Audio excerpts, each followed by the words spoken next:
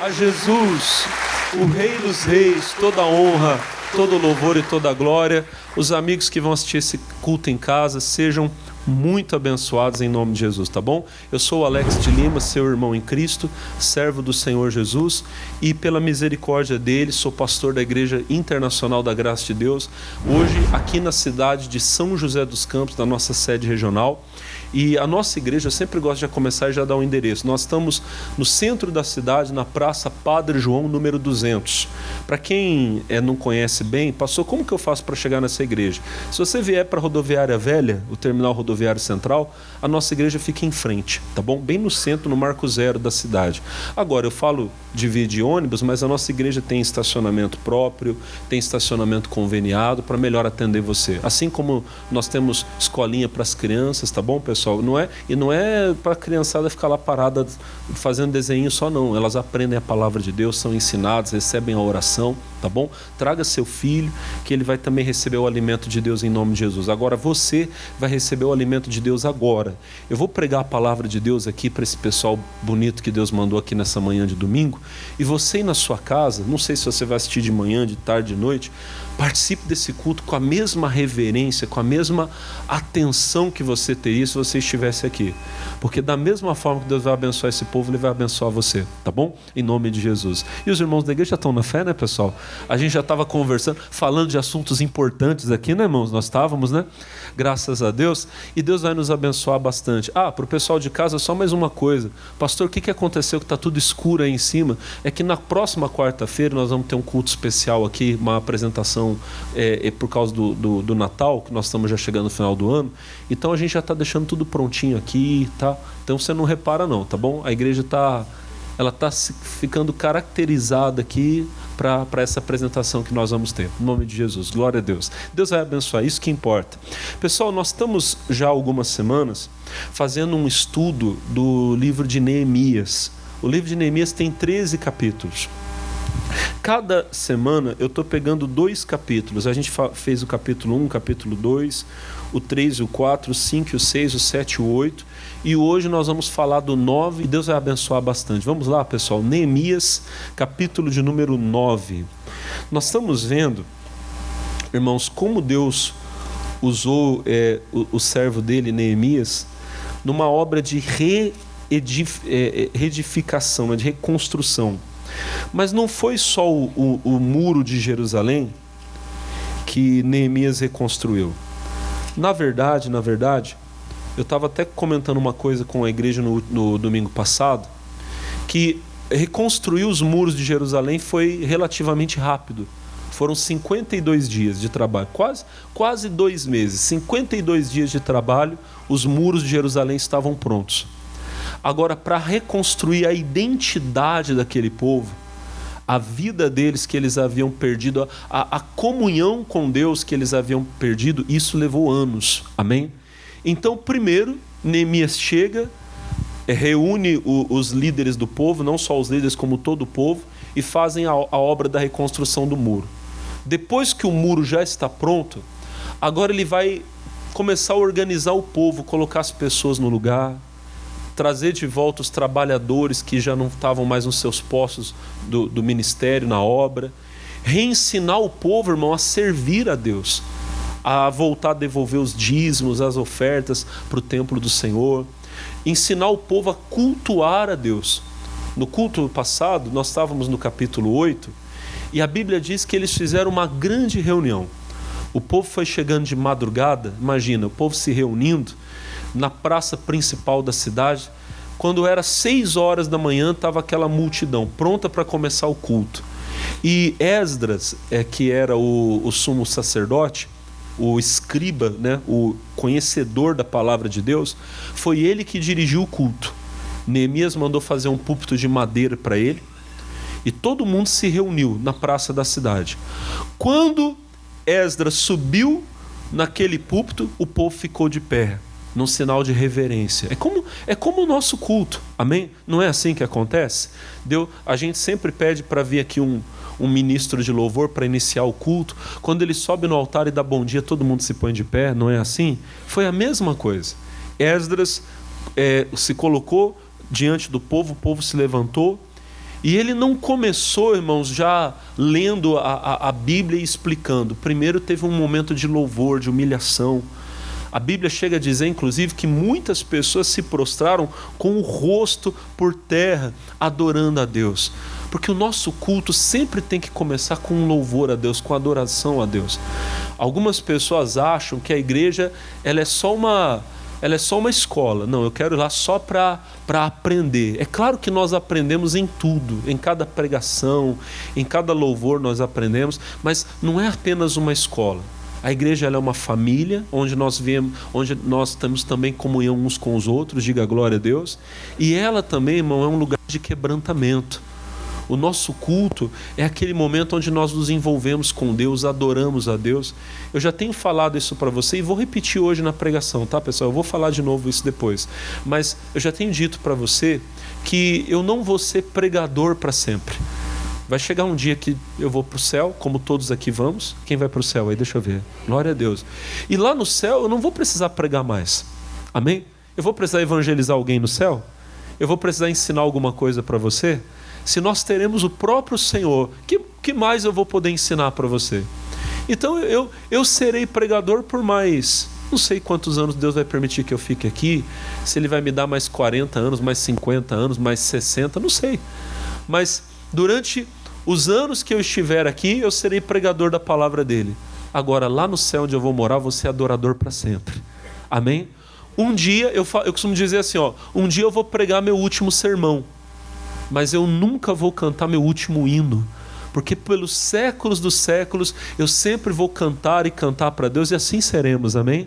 Então aquele povo se reuniu para adorar, e aí depois Neemias era o governador, mas Esdras era o líder espiritual, então foi ele que dirigiu o culto. Depois ele começou a ler o livro da lei, e ele leu, irmão, a manhã inteira. Foi das 6 da manhã ao meio-dia lendo. Às vezes ele fazia uma pausa, aí ele tinha ajudantes que andavam no meio do povo e iam explicando. Então existe esse ministério, né, do pastor de ensinar, e os obreiros, a Bíblia diz que o obreiro tem que manejar bem a palavra da verdade. Às vezes você chega aqui na igreja com uma dúvida, irmão, eu sempre ouço falar de batismo, mas eu não entendo como é que é, o que é batismo, para que a gente tem que batizar? O obreiro ele tem que saber ensinar. Não, irmão, nós temos que fazer o batismo, porque nós somos espiritualmente, por causa do pecado de Adão, nós somos separados de Deus. A palavra de Deus diz que nós temos que crer e ser batizados para ser salvos. Por quê? Porque a palavra batismo significa mergulhar, colocar dentro. Então nós estávamos fora de Cristo e nós somos colocados dentro de Cristo. O batismo nas águas representa isso. Da mesma forma que ele representa que nós morremos para o pecado e renascemos para Deus. O obreiro tem que saber explicar isso para as pessoas. Quem está entendendo, diga amém. Às vezes vem alguém com dúvida no casamento. A pessoa chega e fala, irmão, eu estou com uma luta, rapaz, minha mulher não sei o que, meu marido não sei o que. Já pensou se o obreiro fala, irmão, melhor você largar, já pensou? O que vai ter de gente aí fazendo coisa errada? Não, o obreiro tem que saber explicar. Não, irmão, que isso? Vem cá, senta aqui, olha, o casamento é uma coisa sagrada. A Bíblia diz que Deus não deseja o divórcio, a separação. Nós vamos orar a Deus, Deus é poderoso para restaurar a sua família. Quando ele tem a palavra de Deus no coração e na boca, ele vai saber orientar as pessoas. Naquele dia o povo foi ensinado. Fazia anos que eles não ouviam a palavra de Deus e voltaram a ouvir. E de repente, irmão, todo mundo começou a chorar. As lágrimas descendo pelo rosto do povo. Aí Neemias interveio. O culto quem estava dirigindo era o Esdras. Ele era o ministro, amém? Mas aí o Neemias foi lá e disse, gente, só um minuto.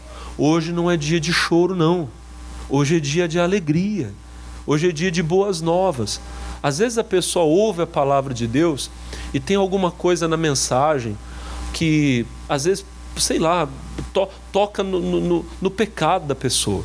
A pessoa está ali com uma prática errada, ela vem com aquilo da vida, ou às vezes até durante o tempo que ela está na igreja, ela começa a fazer algo que não agrada a Deus, e na mensagem Deus fala, isso aí não é para você. Eu falei no culto passado, né? Só que eu só estou recapitulando a mensagem da semana passada. Falei com a igreja. Às vezes a moça está namorando, o rapaz, né, também, e ela está toda apaixonada. E aí vem a mensagem de Deus, olha, esse rapaz que você namora não é para você. Não é a pessoa certa para a sua vida. E não é isso que ela queria ouvir. Amém? Não é isso que ela queria ouvir. Aí ela chora. Ai, Deus. Eu lembro de uma vez que a moça me procurou lá. Isso foi até eu nem era pastor da igreja. Não vou nem falar onde eu estava. Eu estava visitando uma igreja e a moça me parou na porta. O senhor é pastor? Sou também, não sou daqui, mas eu sou pastor. O senhor pode fazer uma oração? Posso. Por quê? Não, porque eu estou namorando com fulano, tal, não sei o quê. E a gente vive brigando. E tem hora que ele vai, daqui a pouco ele volta. Aí eu falei, minha irmã, isso aí é livramento de Deus. Deus não quer ir com você não. Mas ela ficou brava comigo, gente. Como é que você fala um negócio desse? Eu falei, minha irmã, se no namoro que a coisa é fácil, vocês dois já não dão certo, imagina quando casar, porque depois que casa não tem essa de ir embora não, quando casa tem que ser até que a morte o separe. Aproveita que ele já foi, agradece a Deus, deixa ele ir e ora a Deus, porque daí Deus vai colocar uma pessoa. Irmão, mas ela ficou brava comigo, irmão. Saiu da igreja brava, não sei o que, e saiu. Tem gente que não gosta de ouvir a verdade, amém? Então eu tive que falar a verdade para ela. Eu falei, minha irmã, namoro, em primeiro lugar que namoro nem é relacionamento. Namoro é conhecer. Namoro não serve para as pessoas ficar, irmão. O povo aí acha que namoro é permissão para beijar na boca, desculpa, tá? É, assim, é verdade, não é desse jeito? Aí você encontra lá, o rapaz não é nada da moça, mas os dois se juntam lá, você já nem sabe mais quem que é quem. Um quase entra, gruda dentro do outro lá, ele tenta ficar arrancando o macarrão que ela comeu no outro dia lá. Irmão, namoro não é para essas coisas não, irmão. Namoro é para, olha para o pastor, namoro é para o rapaz conhecer a moça. É para ele chegar na casa dela às 7 horas da manhã para saber se ela acorda às 7 horas da manhã. Aí a mãe dela fala, ô minha filha, você chegou muito cedo, ela vai acordar meio-dia. Aí ele já sabe, quem está entendendo, diga amém. Se casar, pelo menos não casou desavisado. É para a moça chegar e conhecer o rapaz em casa. Amém? Aí já pensou, irmão? Ela senta na mesa lá e o rapaz começa a gritar com a mãe, tá demorando, não sei o quê. Ela já sabe como é que ele vai tratá-la depois. Ai, pastor, o senhor acha que ele vai gritar comigo? Minha irmã, se ele grita com a mãe dele, imagina como é que ele vai tratar você, querida. Amém? Eu fui esses dias atrás dar uma entrevista lá na HIT. Tem um programa que o pastor Carlos e a pastora Thaís apresentam. E eu estava falando como eu conheci a minha esposa.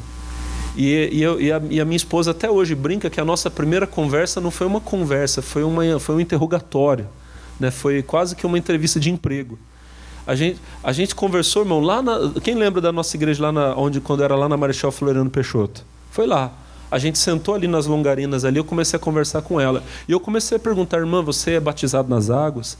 Você é batizada no Espírito Santo? Você dá dízimo? Aí a pastora Thaís perguntou, mas você perguntou se ela dava dízimo? Eu falei, claro, se ela rouba a Deus, imagina o que ela vai fazer comigo. Irmã, verdade, a moça tem que perguntar para o rapaz, você é dizimista? Irmã, se ele não é fiel a Deus, ele vai ser fiel a você? Pensa nisso, amém? Namoro é para... E posso falar, irmão, viu que não deu certo? Termina, vai um para um lado, outro. Não existe isso não, irmão. Você está namorando com o rapaz não é teu dono não, viu? Ele não tem que falar para você a hora para você ir dormir, a hora para você acordar, não existe isso não. O camarada nem botou aliança no dedo da moça, tu quer mandar nela, quer ficar brigando com ela. Ei, chegou em casa essa hora por quê? Meu filho, no dia que você... no dia que você adquiriu o produto, né, pagar a conta certinho, no dia que você fizer botar uma aliança no meu dedo, aí eu presto conta da minha vida a você. Mas isso tudo é sinal, já é para a moça perceber. Mas às vezes Deus está falando para ela, não é, e ela está brigando, depois vai chorar. Irmão, é melhor, olha para o pastor, é melhor você receber a palavra de Deus com alegria quando Deus fala, do que você chorar depois o resto da vida por não ter ouvido a Deus. Amém? Existe tempo de chorar e existe tempo de sorrir. Às vezes é melhor chorar no namoro e sorrir no casamento. Chorar no namoro, Deus, não era a tua vontade, então o Zé vai seguir a vida dele, eu vou esperar mais um pouco no Senhor. Do que casar com o Zé, sendo que Deus estava falando, não casa com o Zé, não quero o Zé, e casa com o Zé. E depois passa o resto da vida chorando, Deus, converte o Zé, porque o Zé briga comigo, o Zé não deixa eu ir para a igreja. Bom, vocês já entenderam, quem entendeu, diga amém. Quando Deus fala, a palavra de Deus ela é de alegria, amém?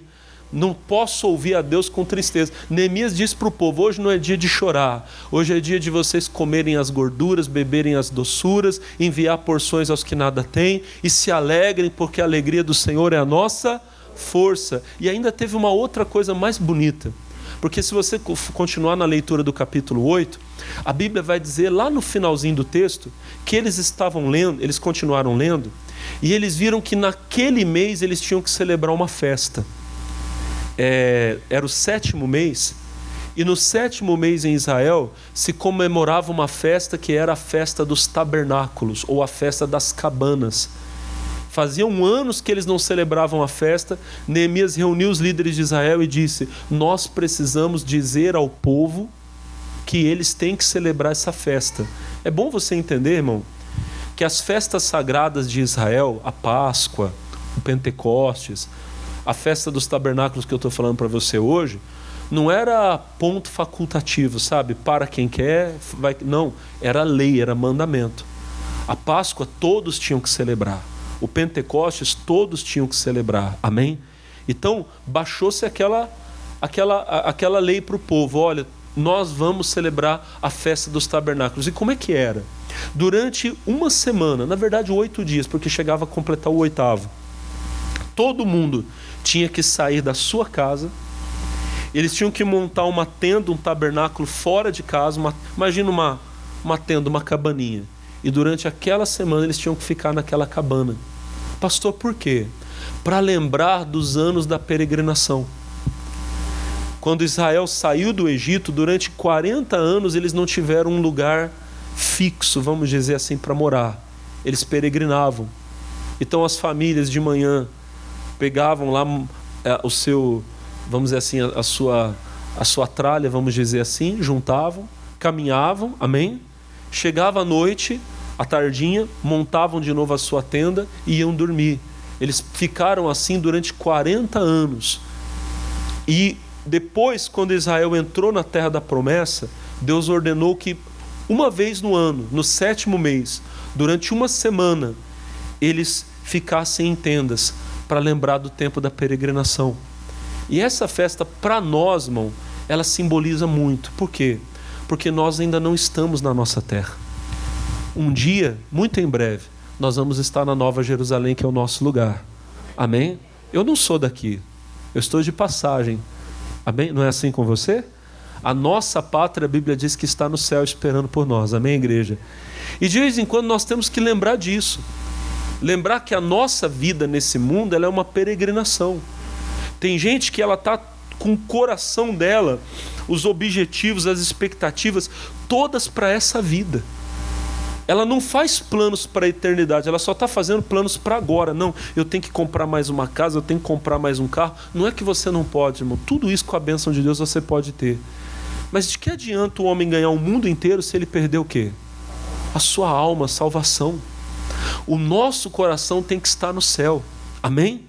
Quando você estiver nas lutas dessa vida, você tem que lembrar: as lutas que eu passo são apenas para esse tempo. Na eternidade, na minha pátria, eu nunca mais vou ter nenhuma luta. O Cordeiro que está no trono me apacentará, me levará para as fontes das águas da vida. Nunca mais haverá choro, pranto, nem fome, nem sede. Amém? Ele vai me sustentar, Ele vai cuidar de mim. Louvado seja Deus. Imagina lá na tendinha. Amém? O pai e a mãe saem de casa com o filho, e o filho está lá dentro daquela cabaninha durante uma semana. Ai, mãe, que saudade da minha cama. Filho, fique em paz que já vai passar. Quando você estiver nas lutas dessa vida e dessa saudade, aquele desejo de estar com Cristo, lembra, essa luta logo, logo vai passar. E detalhe, durante o tempo da peregrinação, Deus não deixou faltar nada. Durante essa peregrinação, Deus está cuidando de nós. Amém? Bom, tudo isso, irmão, era o povo reaprendendo a servir a Deus, a cultuar a Deus. Aí a gente chega no capítulo 9, né, que é o capítulo de hoje. Vamos ler rapidinho, ó. Diz assim, capítulo 9, versículo 1. E no dia 24 desse mês, se ajuntaram os filhos de Israel com jejum e com pano de saco, e traziam terra sobre si. E a geração de Israel se apartou de todos os estranhos, e puseram-se em pé, e fizeram confissão dos seus pecados e das iniquidades dos seus pais. 4 coisas importantes aqui. Primeiro, a Bíblia diz que o povo de Israel, naquele dia, numa data específica, eles se reuniram com jejum. Deixa eu falar rapidamente com você.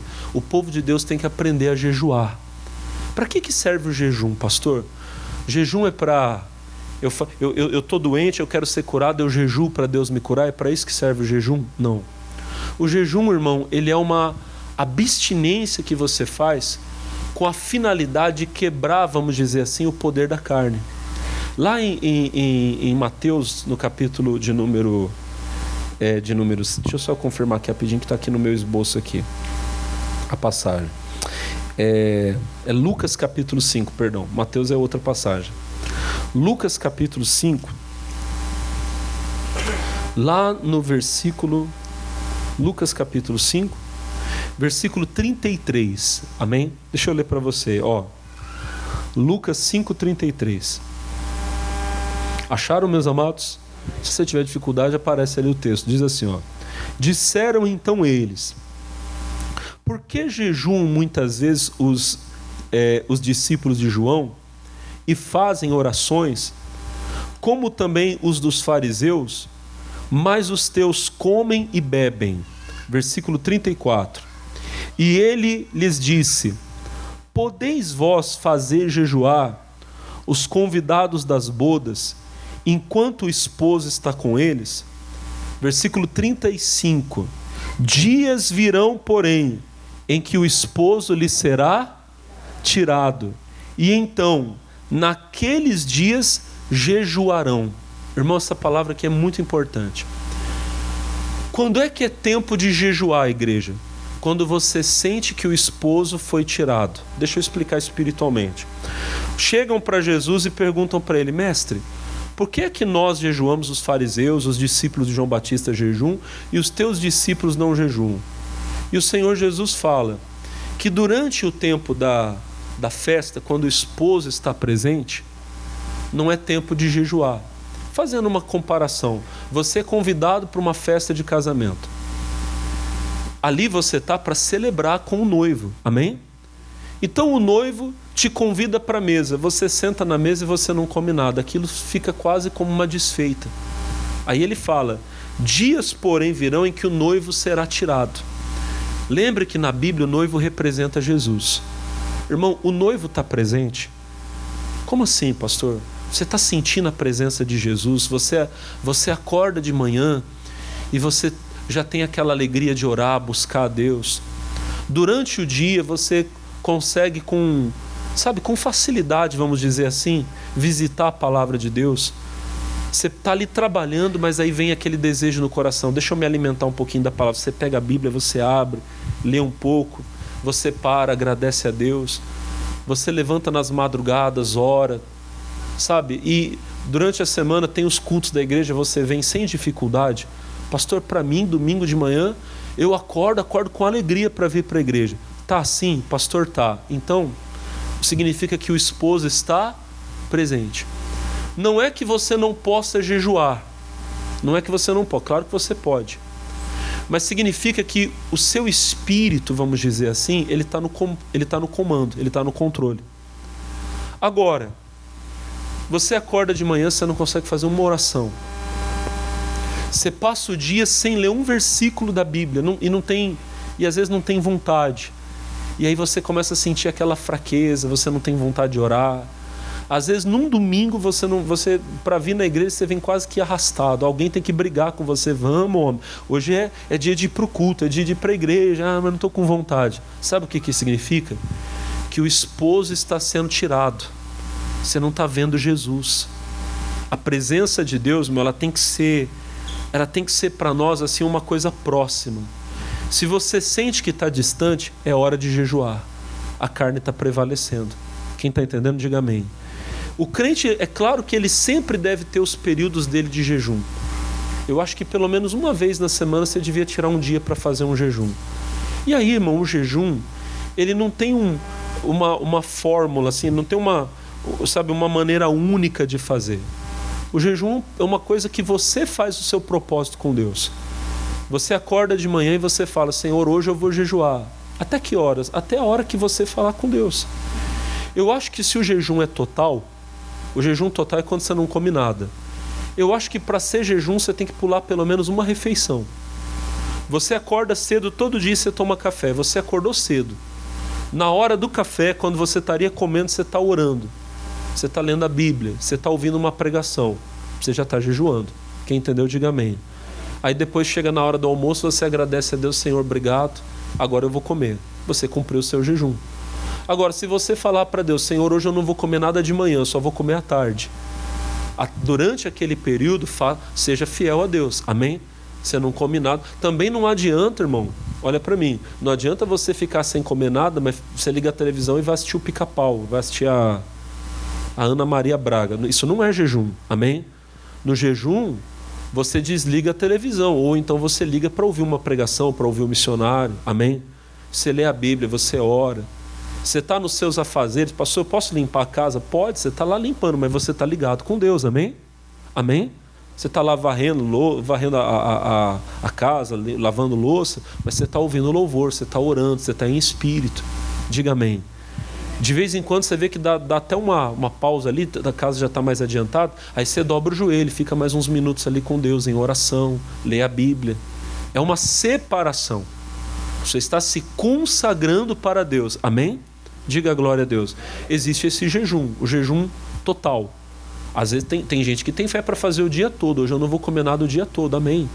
Pastor, quando eu estou no jejum eu posso conversar com as pessoas? Pode, a não ser que seja um jejum de palavras. Existe isso, tem irmãos que fazem.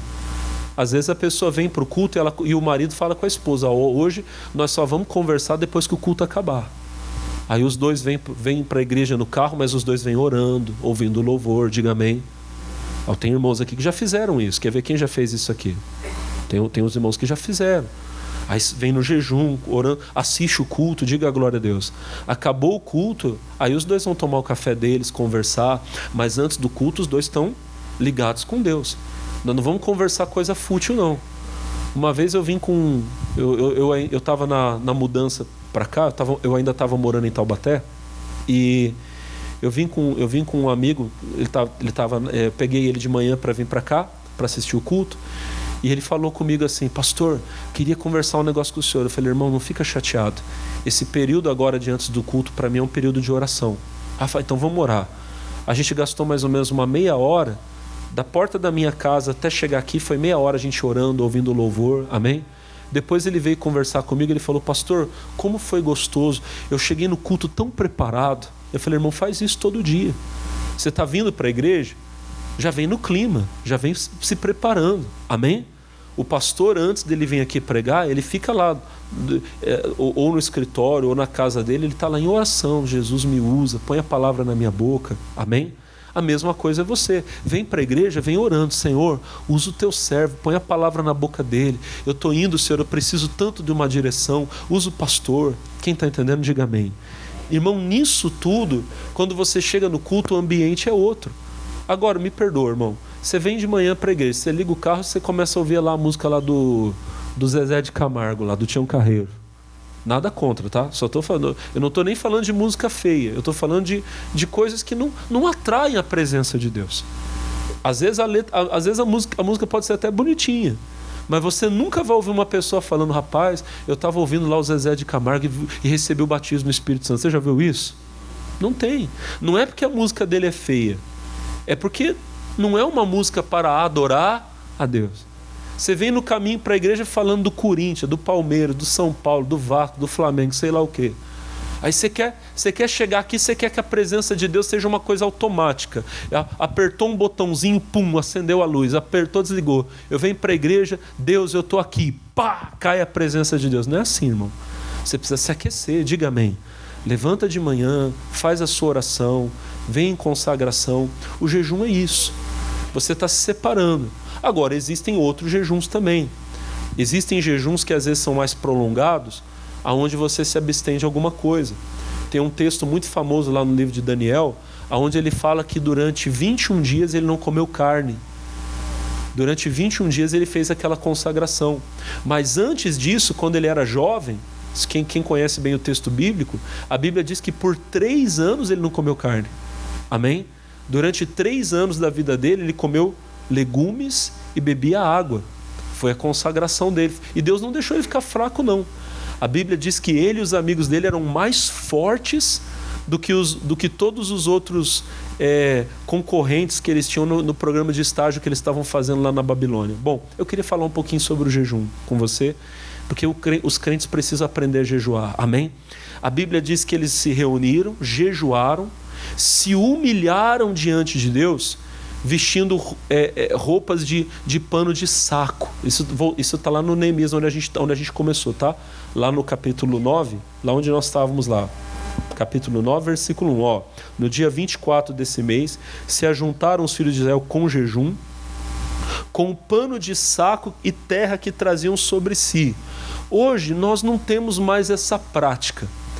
Mas na velha aliança, muitas vezes o povo de Deus vestia esse pano de saco, que era como se fosse a roupa mais pobre. Era um símbolo de humilhação. Irmão, a humildade é uma coisa que precisa ser exercitada na nossa vida. Porque o orgulho, irmão, o orgulho é igual aquela grama que você larga uns dias, ela vai crescendo. Eu sempre lá no quintal da minha casa tem um pouco de grama lá. Eu vou, corto, passo uns dias, quando eu vou ver já está alto de novo, eu preciso cortar. O crente sempre precisa se exercitar na humildade. Se você não tomar cuidado, daqui a pouco o nariz começa a empinar, você começa a achar que você está sabendo das coisas, que agora o tempo está passando, você está mais maduro. Não, irmão, nós somos sempre dependentes de Deus. Se você se exaltar, você vai ser humilhado. Lá em Lucas 18, versículo 9, não precisa abrir não, eles vão colocar ali para mim, põe lá, Lucas 18, 9, põe lá para mim, por favor. Eu vou ler ali com você. O Senhor Jesus, ele conta uma história. Eu vou abrir aqui, pessoal, que às vezes o computador trava lá dentro. Às vezes é mais rápido eu vim aqui, ó. Lucas 18, no verso 9, diz assim, ó. É uma parábola que o Senhor Jesus está contando. E ele fala, ó. E disse também essa parábola a uns que confiavam em si mesmos, crendo que eram justos, e desprezavam os outros. Versículo 10, diz assim: 2 homens subiram ao templo a orar, um fariseu e o outro publicano. O fariseu, estando em pé, orava consigo desta maneira: ó Deus, graças te dou, porque não sou como os demais homens, roubadores, injustos e adúlteros, nem ainda como esse publicano. Irmão, o homem dentro da igreja se exaltando e desprezando o irmão. Imagina, dentro da igreja ele estava: Senhor, obrigado porque eu não sou igual aos outros, eu não sou igual, falando mal do irmão dele dentro da igreja. Olha para o irmão e fala: ainda bem que isso nunca acontece aqui. Você nunca viu ninguém falar: não, porque eu não sou igual ao irmão fulano, eu não sou igual. Não, aqui não tem isso. Tem não, pessoal. Diga glória a Deus. Aleluia. Versículo 12: jejuo 2 vezes por semana e dou os dízimos de tudo quanto possuo. Versículo 13: o publicano, porém, estando em pé de longe, nem ainda queria levantar os olhos ao céu, mas batia no peito, dizendo: ó Deus, tem misericórdia de mim, pecador. Versículo 14: digo-vos que este desceu justificado para a sua casa, e não aquele. Porque qualquer que a si mesmo se exalta será, e qualquer que a si mesmo se humilha será o quê? O Senhor Jesus aqui, ele não está reprovando as coisas que o fariseu fazia. O fariseu disse: eu jejuo 2 vezes, eu dou o dízimo. O crente tem que jejuar, o crente tem que ser dizimista. Mas não adianta eu fazer nada dessas coisas, irmão, para minha glória. Tudo que você tem feito para se exaltar, que você faz para se exibir, para ficar contando para os outros, irmão, ou para achar que você é melhor que as pessoas, tudo isso não tem valor nenhum. Tudo que eu faço para Deus, irmão, não faço mais do que a minha obrigação. E Jesus disse que quando eu fizer todas essas coisas, eu devo dizer a Deus: Senhor, eu sou um servo inútil, porque eu só fiz o que foi mandado, eu deveria fazer mais. Amém? Nunca se exalte com as coisas que você faz para Deus. Tudo que nós fazemos para Deus, fazemos pela graça e misericórdia dele. Um dia eu estava na casa de uma pessoa, não vou falar quem é essa pessoa, qual o grau de aproximação que ela tem, mas a pessoa estava mais ou menos assim. Não, porque eu faço isso, eu faço aquilo. E aí começou a falar das ofertas. Não, porque esse mês eu já fiz uma oferta de tanto e vou fazer tanto tal. E eu parei, eu falei assim, irmão, responde uma coisa para mim. O que é que você pode dar para Deus que não veio dele? A pessoa disse assim, eu não estou entendendo. O que eu posso dar para Deus que Deus já não tenha me dado primeiro? Até a oferta que eu dou para Deus foi Ele que me deu primeiro. É verdade ou não é? Uma vez um pastor falou para mim, não, porque não é assim. Um pastor uma vez falou para mim, eu falei, irmão, deixa eu te falar uma coisa. Se não fosse a graça de Deus hoje, nem da cama você tinha saído. Se o Espírito Santo tirar de você o dom da vida, você não estaria aqui. Amém, pessoal? Irmão, se não fosse Deus me dar o dom da vida, eu não estaria aqui hoje. Eu estava voltando ontem de São Paulo, pessoal. Vou até aproveitar e contar um livramento para vocês, um testemunho para vocês. Eu estava vindo e conversando com a minha esposa, pessoal, falando da palavra. Ela falando comigo, amém? De manhã, ó, para você ver como é que o Espírito Santo é. De manhã a gente acordou, se arrumou para a gente ir para Santa Sé em São Paulo. Ela acordou, a primeira coisa que ela falou para mim, sonhei a noite inteira que a gente tinha sofrido acidente de carro. A noite toda, de manhã ela acordou, eu falei assim, tá amarrado em nome de Jesus, não é nada. Irmão, a gente foi tranquilo, muita chuva no caminho, mas a gente foi tranquilo, amém? Na volta, na saída ali na marginal, muita chuva, mas a gente veio tranquilo. Quando a gente pegou aquele pedaço ali de Arujá, muita água, amém? E eu falando com ela, eu já tinha falado com ela assim, eu tenho que ir com calma aqui por causa da aquaplanagem. Vocês sabem o que é, né, pessoal? Gente, de repente, no trecho mais assim, estreito da estrada, eu estava do lado de um ônibus. O carro perdeu o controle, totalmente. Amém? Foi pro lado do ônibus, eu segurei o volante e a minha esposa está do meu lado, ela até prova. Eu falei assim, eu te amarro, demônio, em nome de Jesus, eu te repreendo. Falando na fé, amém? Estava vendo o carro encostar, não encostou. Só que naquela força, pessoal, de puxar o carro para o outro lado, o carro foi totalmente para o outro aqui. Jesus não deixou bater na mureta e o carro ficou assim, ó, na estrada assim, pessoal. Eu indo de um lado, indo para o outro. Deus mandou um anjo ali, segurou, voltei, amém? O pessoal que passou por mim, passou olhando feio, assim, buzinando. Vai com Deus, amém, pessoal? Gente, foi Deus que segurou. Hoje, se não fosse a graça de Deus, estava aqui outro pastor, irmãos. Jesus ontem recolheu o pastor Alex, a irmã Daiane, eles estão no céu agora. Amém? Eu estou aqui hoje porque o Espírito Santo me segurou. Quem está entendendo, diga amém. Fui eu que segurei o carro. Quem sou eu para segurar, irmão? Amém? Quem segurou foi o Senhor Jesus. Irmão, é Deus quem tirou você de casa para vir hoje, aqui. Então, na hora que você começar, irmão, com aquela arrogância, aquele orgulho, não porque eu sou isso, eu sou aquilo, não, Deus, obrigado pela graça do Senhor na minha vida. Foi o Senhor que me tirou da cama, foi o Senhor que me deu o dom da vida, amém? Tudo que eu dou para o Senhor, eu só estou devolvendo o que o Senhor já me deu, amém? O publicano estava lá do outro lado, ele estava de pé também, tá, irmão? Você não precisa se ajoelhar para se humilhar, não. Quando a gente faz é bom também, mas ele estava de pé, mas a cabeça estava encurvada em sinal de reverência. Ele batia a mão no peito, ele dizia, Senhor, tem misericórdia de mim, eu sou um pecador. Jesus disse que ele foi justificado, ele alcançou a justiça. Irmão, hoje todos nós vamos alcançar a graça e a justiça de Deus aqui. A última coisa, a Bíblia diz que eles se reuniram para fazer confissão dos pecados. A confissão dos pecados é necessária, irmão. Se eu errar contra Deus, eu tenho que confessar a Deus o meu erro. Se eu errar com o meu próximo, eu devo procurar o meu próximo e pedir perdão ao meu próximo. O Senhor Jesus fala para nós através do apóstolo João, 1 de João capítulo 1, versículo 7. Não precisa abrir não, eles vão colocar ali para mim. Diz assim, ó, mas se andarmos na luz, 1:7, se andarmos na luz como Ele na luz está, temos comunhão uns com os outros, e o sangue do seu Filho Jesus nos purifica de todo pecado. Versículo 8. Se dissermos que não temos pecado, enganamo-nos a nós mesmos e a verdade não está em nós. Se confessarmos os nossos pecados, Ele é fiel e justo para nos perdoar os pecados e nos purificar de toda injustiça. Amados, nós vamos nos preparar agora para participar da Santa Ceia. Amém? Aí onde você está, você vai fazer igual aquele homem que foi perdoado, justificado lá no templo. Você vai curvar a sua cabeça. Amém? Pastor, eu queria dobrar os meus joelhos aqui. Eu posso? Se alguém quiser, até pode, não tem nenhum problema, fique à vontade. Mas se você tão somente curvar a sua cabeça, você já está fazendo aquilo que é necessário. Meu irmão, e nessa hora, se humilhe diante de Deus. E se há algum pecado, confesse a Deus.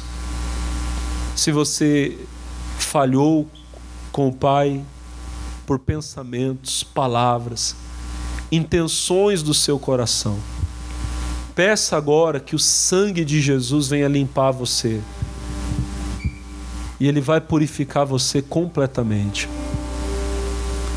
Oh, meu Deus, eu creio que não há culpa que não possa ser, meu Deus, tirada pelo poder do teu sangue. Cubra a igreja agora. Aonde alguém no nosso meio pecou contra o Senhor, aonde eu tenho, meu Deus, pecado contra ti, eu peço ao Senhor agora, se em alguma coisa te desagradei, que o teu sangue venha me purificar. Senhor, e se eu estou em falha com o meu próximo, se eu estou em falha com o meu irmão, seja quem for, Deus, me ajude a me acertar com o meu irmão, com o meu próximo, porque eu não quero, meu Deus amado, que haja em mim alguma coisa, qualquer coisa, que possa, meu Deus, servir de condenação e mesmo acusação. Eu sei que nenhuma condenação há para os que estão em Cristo Jesus. Então que assim seja. Que a minha vida hoje esteja no altar do Senhor. Me coloco em tuas mãos para pedir o seu perdão, a sua misericórdia. E eu creio que o teu sangue nessa hora me purifica, me limpa, me lava de todo o pecado. Assim como Ele purifica, limpa toda a igreja em nome de Jesus. E nós também perdoamos aqueles que nos ofenderam, ó Deus. Porque a tua palavra diz que se eu não perdoar, eu não serei perdoado. Então, se alguém fez alguma coisa contra mim, desejou o meu mal, falou de mim, que esta pessoa possa se arrepender para que ela seja perdoada. Da minha parte, Deus, eu a perdoo e declaro que eu terei paz. Obrigado, Senhor Jesus. Levante a sua mão direita para o céu e diga: Senhor Deus, confesso a Ti minhas falhas, meus erros, e peço que o sangue de Jesus me limpe, purifique agora completamente de todo o pecado. Diga: eu creio que não há condenação para quem está em Ti. E a igreja diga: obrigado e amém. Cristo já nos preparou o manjar que nos comprou e agora nos convida a ser com celestial maná. Canta, igreja. Com celestial maná que de graça Deus te dá. Vem faminto tua alma saciar. Vem cear, cantem. Vem cear, o mestre chama, vem cear. Mesmo hoje tu te pode saciar. Mesmo hoje tu te saciar. Poucos pães multiplicou, poucos pães multiplicou. Água em vinho transformou, água em vinho transformou. Vem faminto, vem cear, vem cear. Eis discípulos a voltar, eis discípulos a voltar. Sem os peixes, mas Jesus os manda hoje. outra vez partir. Ao tornar a praia, então, ao tornar a praia, então, vem do fogo o peixe. É Jesus que os convida a ceia. Cante, povo do Senhor, vem cear, vem cear. O Mestre chama, vem cear. Mesmo hoje tu te podes saciar. Poucos pães multiplicou, poucos pães multiplicou. Água em vinho transformou. Vem faminto. Vem faminto a Jesus. Vem cear. Falta alguém no nosso meio receber o pão? O cálice? Levante o pão para o céu. Eu recebi do Senhor e também ensinei. O Senhor Jesus, na noite em que foi traído, tomou o pão, tendo dado graças, entregou, deu aos discípulos e disse: tomai todos e comei, este é o meu corpo que será entregue por vós.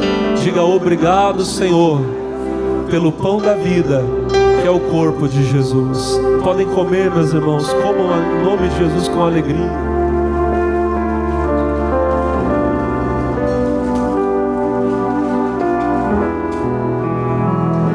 Levante o cálice para o céu.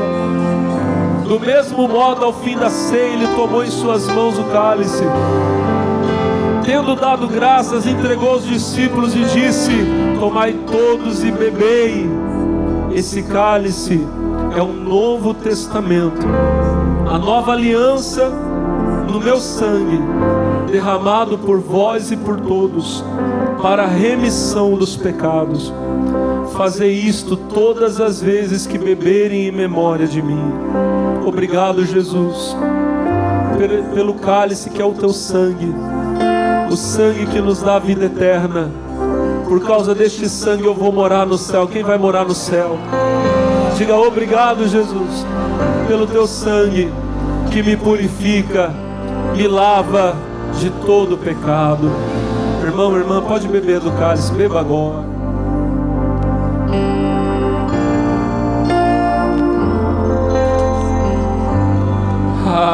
Aleluia,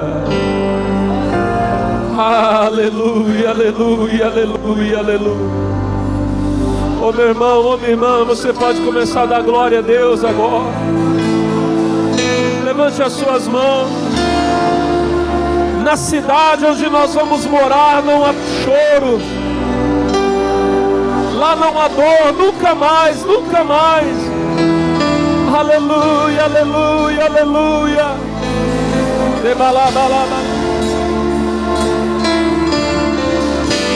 Oh, aleluia, aleluia, aleluia. Você pode adorar. Ribalabalaba, shebalabalabala, canta labalabala. Ribalabalabala. Aleluia. Oh, aleluia. Além do rio azul, as ruas são de ouro, as ruas são de ouro e de cristal. Ali tudo é vida, ali tudo é vida, ali tudo é paz, morte e choro, nunca mais, nunca. Tristeza e dor, tristeza e dor, nunca mais, nunca mais. Aleluia, além, além do rio azul, as ruas são de ouro, as ruas são de ouro e de cristal. Ali tudo é vida, ali tudo é vida, ali tudo é paz, morte e choro, nunca mais, tristeza e dor,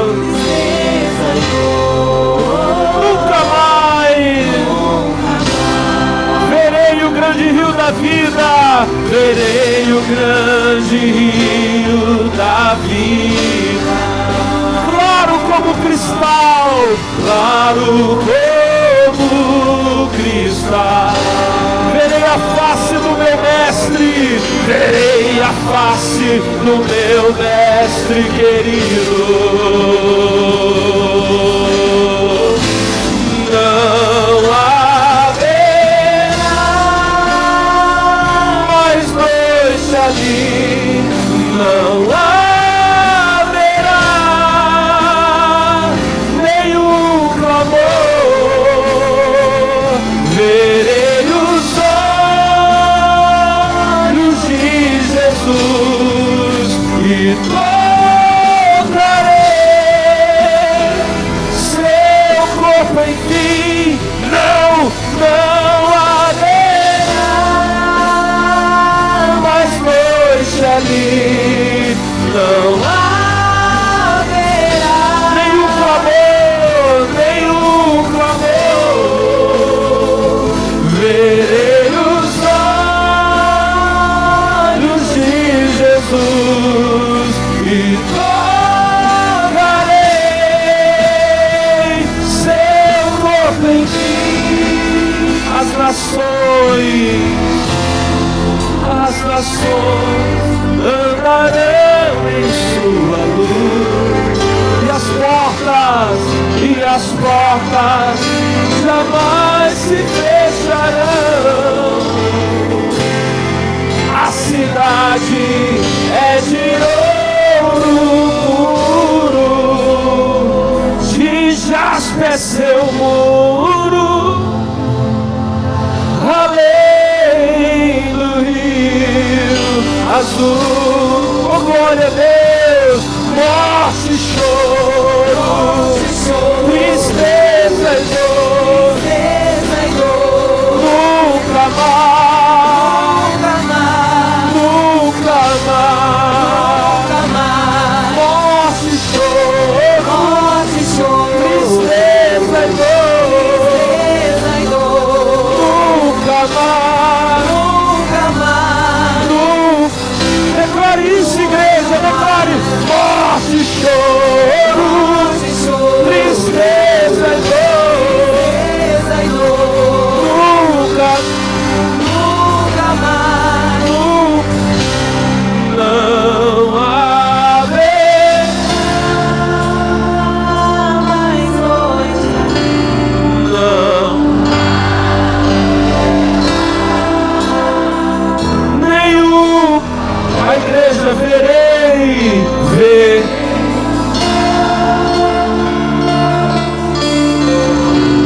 E tocarei seu corpo, enfim. Não há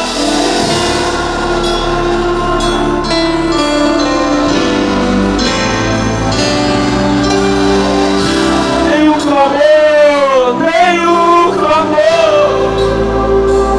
Verei-los e tocarei seu corpo, enfim, seu corpo. As nações andarão em sua luz, as nações andarão em sua luz. As portas jamais se fecharão e as jamais se fecharão. A cidade é de ouro puro, a cidade é de ouro puro, de jaspe é seu muro. Aleluia. Quem vai para o céu começa a dar glória, glória. Faz barulho aí, homem de Deus, mulher de Deus.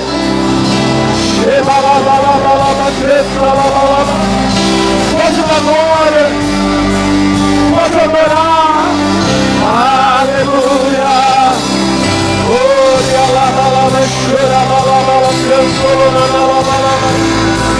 Eu vou pro céu, é lá que eu vou morar.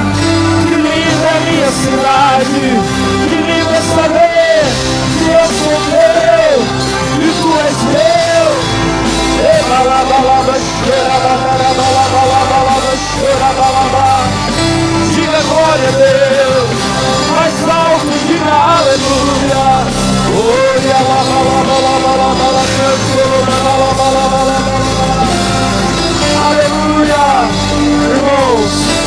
aplaudir ao Senhor. Morte e choro, morte, lá em cima das palmas. Tristeza, tristeza e dor, nunca mais. Vocês a bateria, morte e choro, tristeza, a igreja. Nunca mais, nunca. Quero ouvir você vai. Morte, tristeza, nunca mais, nunca. Levante as mãos, diga: Jesus, muito obrigado por me amar, perdoar os meus pecados. Diga obrigado, porque eu sei que um dia eu vou morar no céu. Quem vai para o céu da glória, Deus? Quem vai para o céu grita aleluia. Faz barulho santo de adoração, de louvor. Oh, glória a Deus. Obrigado, Senhor. Vamos aplaudir a Jesus. Obrigado, meu Deus. Aleluia. Obrigado, Jesus querido. O Senhor é bom em todo o tempo. Pessoal de casa, fiquem com Deus. Tchau.